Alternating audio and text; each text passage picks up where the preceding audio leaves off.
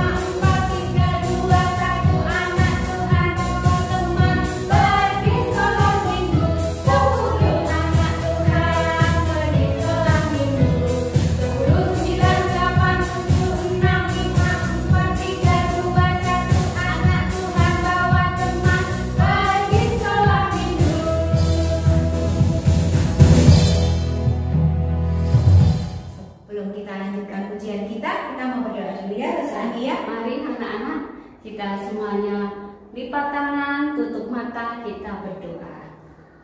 Tuhan Yesus, kami mengucap syukur untuk pagi hari ini Tuhan. Kami boleh bersama-sama bersekolah minggu, walaupun secara online Tuhan. Kami sungguh bersyukur Tuhan untuk hari yang indah ini. Kami mau memuji, mempermuliakan nama Tuhan. Terlebih indah Tuhan, kami juga mau mendengar akan firman Tuhan. Kami menyerahkan sekolah minggu kami dari awal pertengahan sampai pada akhirnya. Dalam nama Tuhan Yesus kami sudah berdoa dan mengucap syukur. Haleluya, amin. Ustazah Susi tahu 12 muridnya Tuhan Yesus? Simon Petrus. Terus siapa lagi? Filipus, Andreas, ada Bartolomeus, ya, ada Yudas Iskariot. Kalau kita mau nyanyi 12 murid Yesus, gimana Rasa? Boleh kita belajar sama-sama ya anak-anak ya. Yuk, mari kita belajar sama-sama 12 murid Yesus.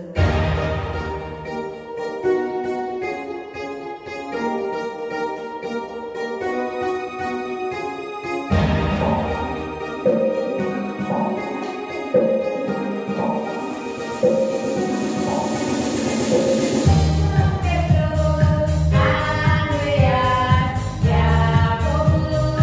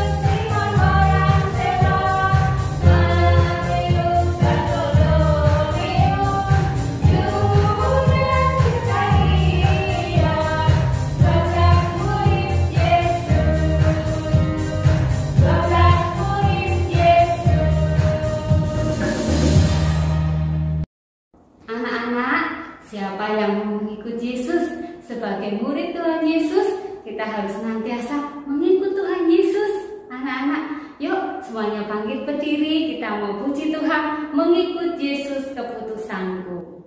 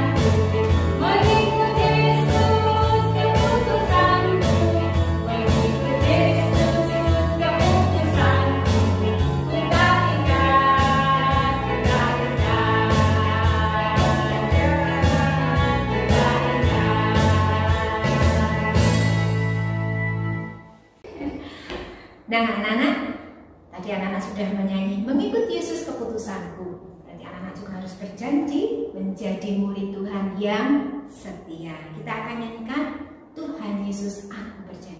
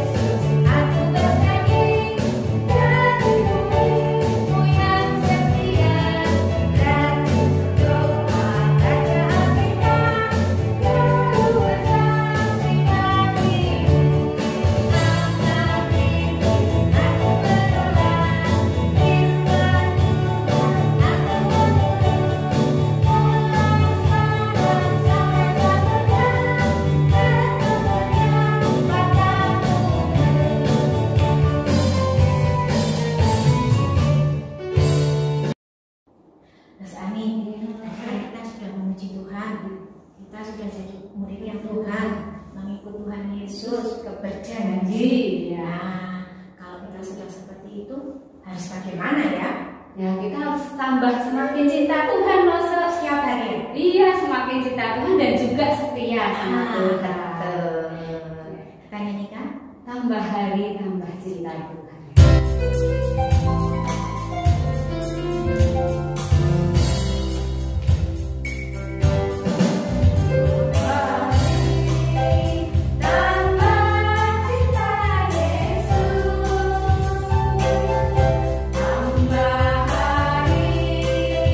Tambah ku percaya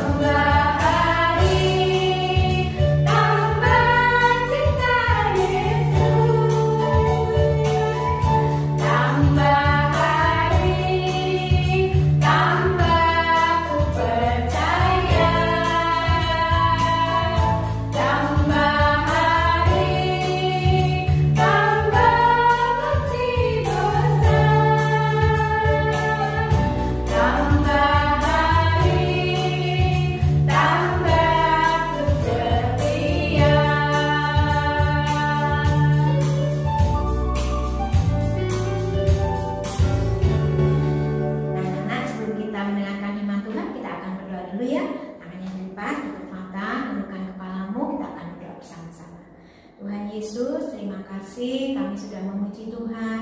Kami ingin menjadi anak-Mu yang setia, yang taat. Dan tambah hari semakin bertambah-tambah kami mengasihi Tuhan Yesus.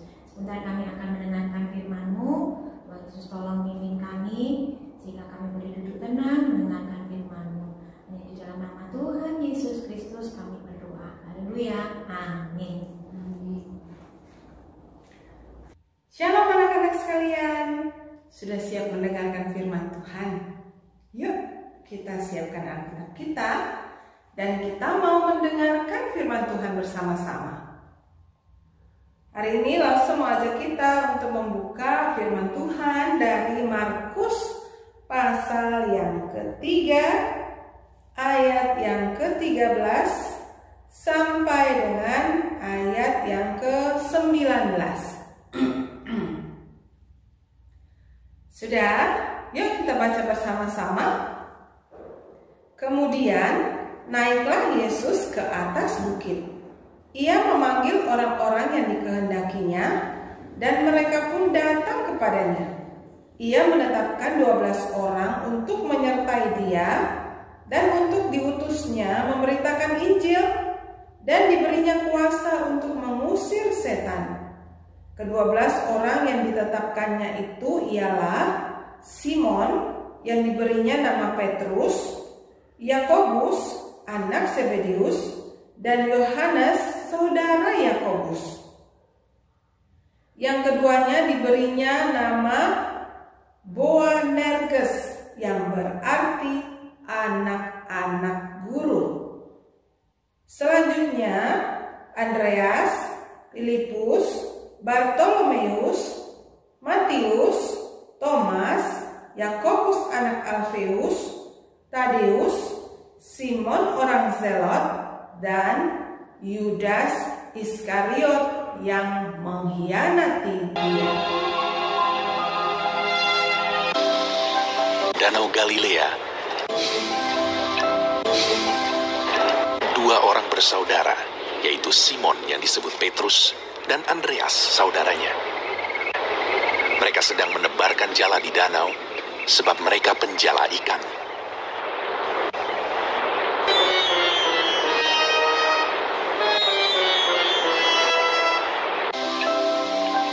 Ketika hari mulai siang,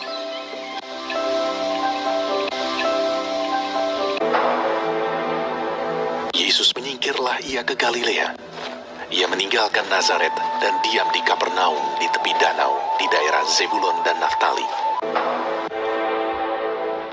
Pada suatu kali Yesus berdiri di pantai danau Genesaret, sedang orang banyak mengerumuni dia hendak mendengarkan firman Allah. Ia melihat dua perahu di tepi pantai. Nelayan-nelayannya telah turun dan sedang membasuh jalannya. Ia naik ke dalam salah satu perahu itu, yaitu perahu Simon, dan menyuruh dia supaya menolakkan perahunya sedikit jauh dari pantai. Lalu ia duduk dan mengajar orang banyak dari atas perahu. Setelah selesai berbicara, ia berkata kepada Simon, Bertolaklah ke tempat yang dalam, dan tebarkanlah jalamu untuk menangkap ikan. Simon menjawab, Guru, telah sepanjang malam kami bekerja keras dan kami tidak menangkap apa-apa. Tapi karena engkau menyuruhnya, aku akan menebarkan jala juga. Dan setelah mereka melakukannya, mereka menangkap sejumlah besar ikan, sehingga jala mereka mulai koyak. Lalu mereka memberi isyarat kepada teman-temannya di perahu yang lain supaya mereka datang membantunya. Dan mereka itu datang.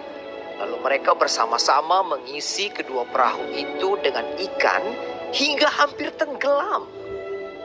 Sebab ia dan semua orang yang bersama-sama dengan dia takjub oleh karena banyaknya ikan yang mereka tangkap. Demikian juga Yakobus dan Yohanes, anak-anak Zebedius yang menjadi teman Simon.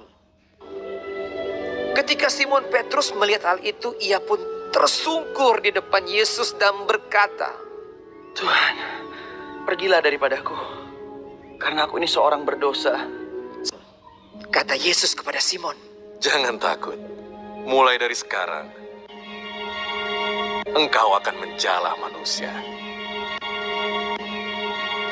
dan sesudah mereka menghela perahu-perahunya ke darat, Lalu mereka pun segera meninggalkan jalannya dan mengikuti dia. mereka pun meninggalkan segala sesuatu, lalu mengikut Yesus. Dua orang bersaudara, yaitu Simon yang disebut Petrus dan Andreas saudaranya, Yakobus anak Zebedeus dan Yohanes saudaranya. Yesus pun berkeliling di seluruh Galilea. Ia mengajar dalam rumah-rumah ibadat dan memberitakan Injil Kerajaan Allah, serta melenyapkan segala penyakit dan kelemahan di antara bangsa itu. Nah, anak-anak, tadi kita sudah melihat tentang bagaimana Tuhan Yesus memanggil murid-muridnya. Ada berapa ya murid Tuhan Yesus? 12, betul sekali. Ada yang bisa menyebutkan ke-12 murid itu? Wah, kalau kamu bisa menyebutkannya, kamu hebat. Nanti kita menghafalnya lewat lagu yang sudah kita nyanyikan tadi ya. Simon, Petrus, Andreas, Yakobus, Yohanes, dan seterusnya sampai Yudas Iskariot. Nah, ngomong-ngomong nih anak-anak sekalian, 12 murid Tuhan Yesus itu memiliki latar belakang yang berbeda-beda. Tidak semua 12 murid itu Tuhan panggil dari orang-orang yang punya pendidikan tinggi. Beberapa dari antara mereka seperti Simon Petrus, Yakobus, dan Yohanes, mereka adalah nelayan. Kalian tahu nelayan? Orang yang pekerjaannya menangkap ikan di laut. Dan kehidupannya dari ikan-ikan yang mereka tangkap itu. Para nelayan ini tidak punya pendidikan yang tinggi.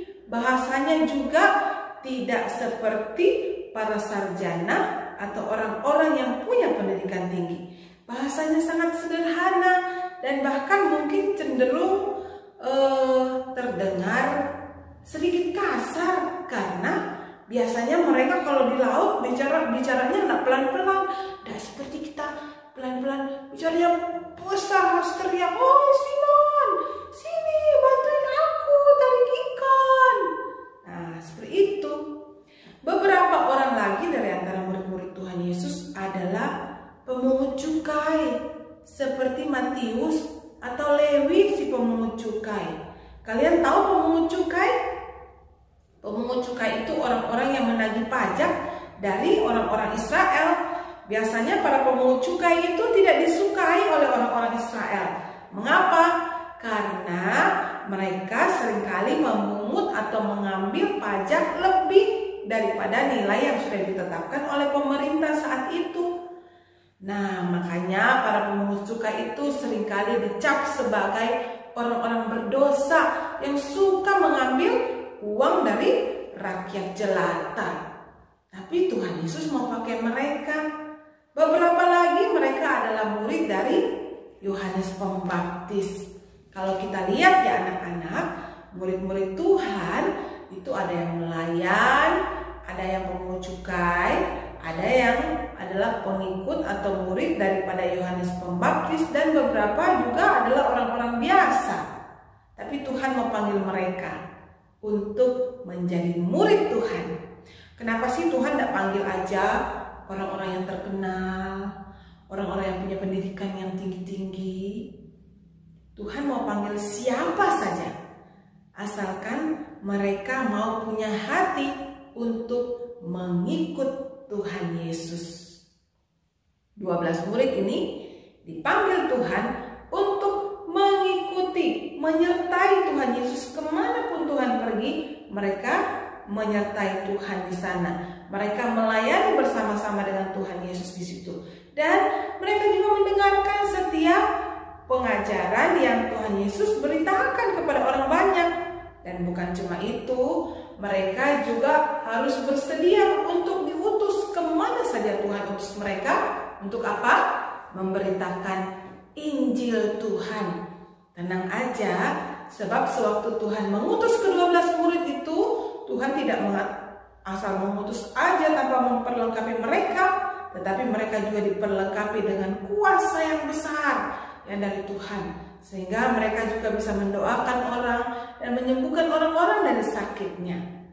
Nah, sampai saat kita hidup sekarang ini, zamannya Lause dan zaman anak-anak, Tuhan Yesus masih terus mencari dan memanggil murid-muridnya.